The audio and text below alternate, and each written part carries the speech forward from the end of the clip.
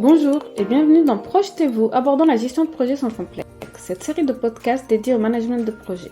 Je suis Mervette Mtimet, j'ai plus de 10 ans d'expérience en tant que chef de projet et PMO. Par ailleurs, je suis certifiée Project Management Professionnel et je suis activement bénévole au sein du Project Management Institute France, l'organisme référence en matière de gestion de projet. J'aime transmettre mes connaissances et vous accompagner dans la gestion de vos projets. C'est pour cela que je coach et forme à la gestion de projet et à ses métiers. Je suis persuadée que bien connaître les rouages de la gestion de projet permet de réussir tout ce que vous entreprenez, que ce soit dans votre vie professionnelle ou personnelle.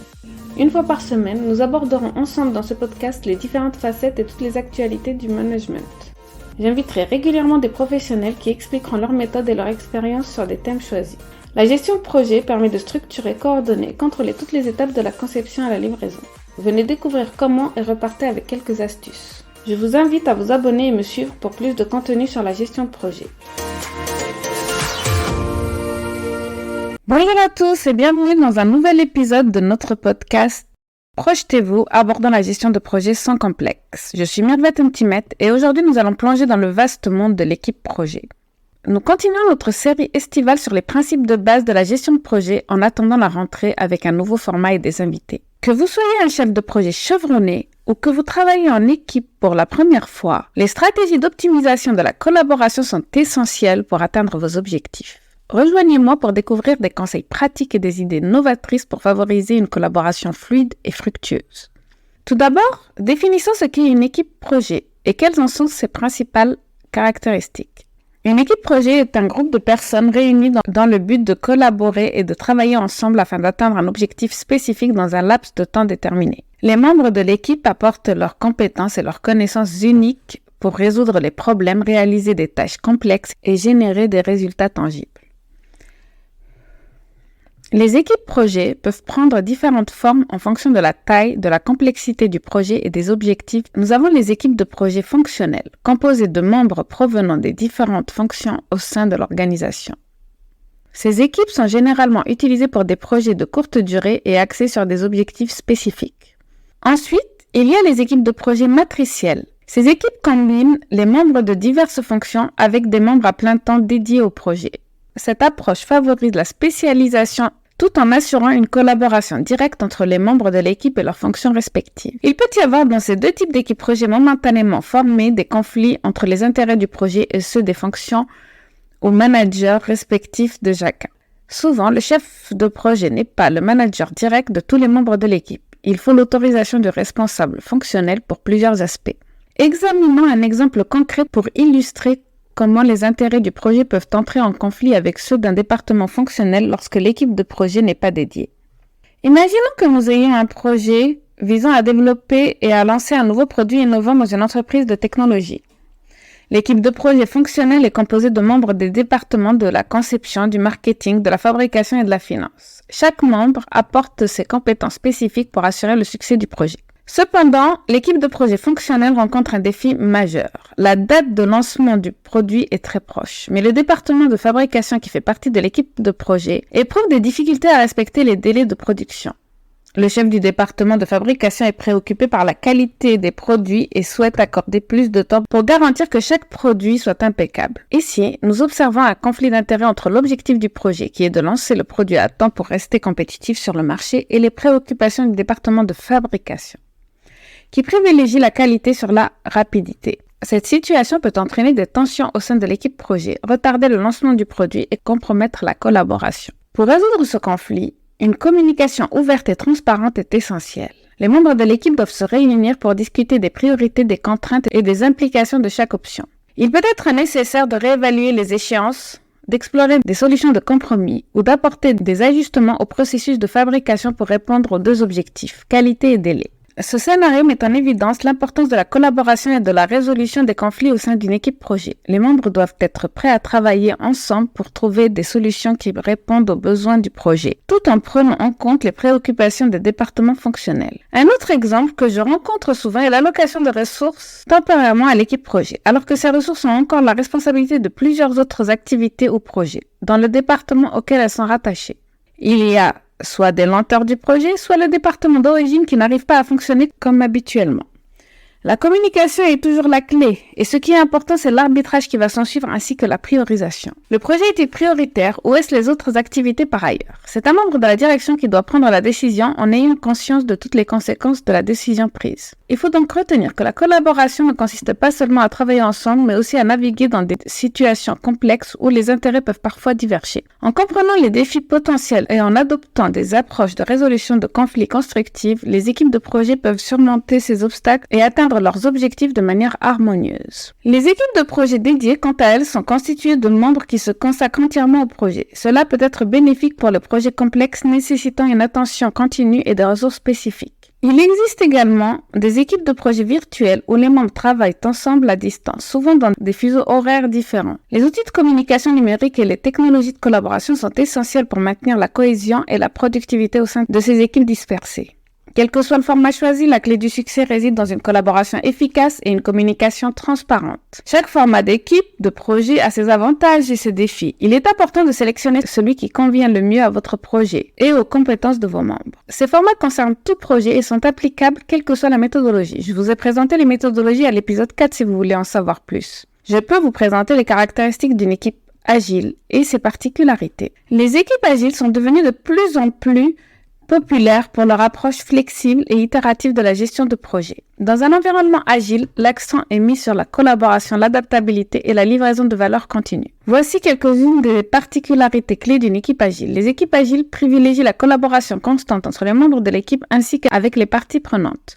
Des réunions régulières comme les réunions de planification de sprint et les revues permettent de maintenir un flux de communication ouvert, de partager les progrès et d'obtenir des retours fréquents. Cette collaboration favorise l'alignement sur les objectifs du projet et la prise de décision informée. Les équipes agiles sont conçues pour s'adapter rapidement aux changements. Les priorités peuvent évoluer, de nouvelles informations peuvent émerger et les équipes agiles sont prêtes à ajuster leur plan en conséquence. Cette flexibilité permet de répondre aux défis en cours de route tout en conservant un cap clair avec les objectifs du projet. Plutôt que d'avoir des rôles strictement définis, les équipes agiles encouragent souvent une approche de propriété collective. Cela signifie que chaque membre de l'équipe est responsable du succès global du projet, plutôt que de se limiter à des tâches spécifiques. Cela favorise un sentiment d'appartenance, une compréhension approfondie du projet et une volonté de collaborer. On se retrouve souvent pour récompenser des objectifs atteints ou des succès. L'une des valeurs fondamentales des équipes agiles est la recherche de retour d'informations continue. Cela peut prendre la forme de revues, de sprints où les parties prenantes examinent les fonctionnalités livrées, ou de rétrospectives où l'équipe évalue ses propres performances et identifie des moyens de s'améliorer. Ces retours aident à ajuster les futures itérations pour une amélioration constante. En somme, les équipes agiles se caractérisent par leur flexibilité, leur orientation vers les résultats et leur capacité à réagir rapidement aux changements. Chaque approche a ses avantages et ses défis, et il est essentiel de choisir celle qui correspond le mieux à vos besoins et à la nature de votre projet. Mais même si votre projet ne s'inscrit pas dans l'agilité, quelques bons réflexes de l'agilité amélioreront la collaboration et la cohésion d'équipe. Rien n'empêche un chef de projet de prendre 2 ou 3 petites astuces de l'agilité pour renforcer la cohésion de son équipe. Maintenant que nous avons exploré les différentes formes d'équipes de projet, explorons comment faire en sorte que la collaboration au sein de vos équipes projet soit optimale. Comprenons mieux comment chaque format peut influencer la collaboration et comment les conseils que nous avons partagés peuvent être adaptés en conséquence. Avant de plonger dans le vif du sujet, parlons un peu de l'importance de la collaboration dans un projet. Une équipe qui collabore efficacement est comme un moteur bien huilé. Elle produit des résultats de qualité supérieure dans les délais impartis. La collaboration ne se limite pas seulement à partager des informations, mais englobe également la communication transparente, le partage des responsabilités et la valorisation des compétences individuelles. J'ai dans ma carrière participé à différents projets de tailles différentes et je peux vous assurer que la cohésion d'équipe est essentielle à la réussite du projet. Le moindre élément perturbateur peut vraiment faire perdre du budget ou de la qualité sur le projet. La communication et le chef de projet sont responsables de cette cohésion d'équipe comme je vous en ai déjà parlé lors de l'épisode 2. Commençons par le premier point crucial, la communication. Une communication ouverte et régulière est la clé d'une collaboration réussie. Assurez-vous que les membres de votre équipe comprennent les objectifs du projet, les rôles de chacun et les attentes en matière de résultats. Utilisez des outils de communication adaptés tels que les plateformes de messagerie instantanée et les réunions régulières pour maintenir tout le monde informé et impliqué. En parlant de réunions, elles sont un élément essentiel de la collaboration. Cependant, il est important de les structurer efficacement. Je peux vous dire que la réunionnite aiguë est une maladie qu'on invente entre nous, les gestionnaires de projet. Il s'agit de mettre énormément de réunions, ce qui empêche l'équipe projet de continuer son travail ou de pouvoir se concentrer sur les objectifs. Donc, pour les réunions, il y a une démarche à suivre pour permettre qu'elles soient efficacement structurées. Fixer un ordre du jour clair, limiter la durée des réunions et veiller à ce que chacun ait l'opportunité de s'exprimer. Les réunions ne doivent pas être perçues comme une perte de temps, mais comme un moyen de rassembler les idées et de prendre les décisions éclairées. La répartition des responsabilités est également un aspect crucial de la collaboration. Chaque membre de l'équipe doit connaître son rôle et sa contribution au projet. Une manière efficace de le faire est d'utiliser la méthodologie RACI, qui attribue les rôles de responsable, approbateur, consulté et informé à chaque tâche. Cela évite les confusions et garantit que tout le monde sait qui est responsable de quoi. En effet, en début de projet, il est important de déterminer les rôles de chacun, leurs responsabilités, mais aussi entre le client, entre la direction, entre tel département, qui est responsable de quelle partie, qui va être l'approbateur, celui qui va valider les décisions, qui a besoin d'être consulté, dont on a besoin de prendre les conseils et finalement, qui a besoin d'être informé pour éviter que les parties prenantes ne soient lésées. Et c'est cette matrice RACI dont je pourrais vous parler dans un autre de mes épisodes qui est vraiment déterminante en début de projet. Cette RACI est bien sûr évolutive et adaptable. Il ne faut pas rester figé dans le temps et si l'on voit que le projet ne fonctionne pas, on peut à tout moment remettre en cause cette RACI. Parlons maintenant des défis courants de la collaboration au sein d'une équipe de projet. Les différences de personnalité, les divergences d'opinion et les conflits peuvent parfois entraver le processus de travail.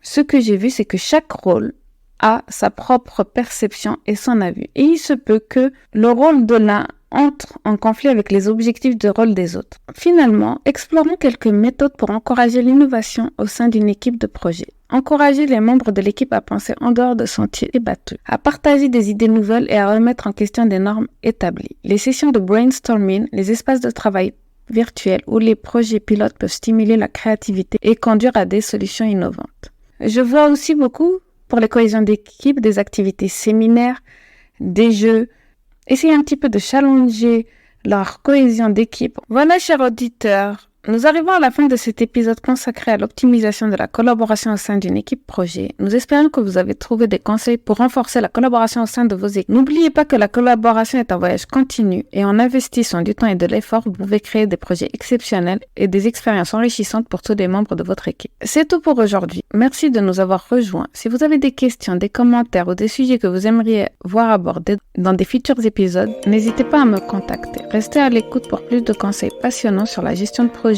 À la prochaine.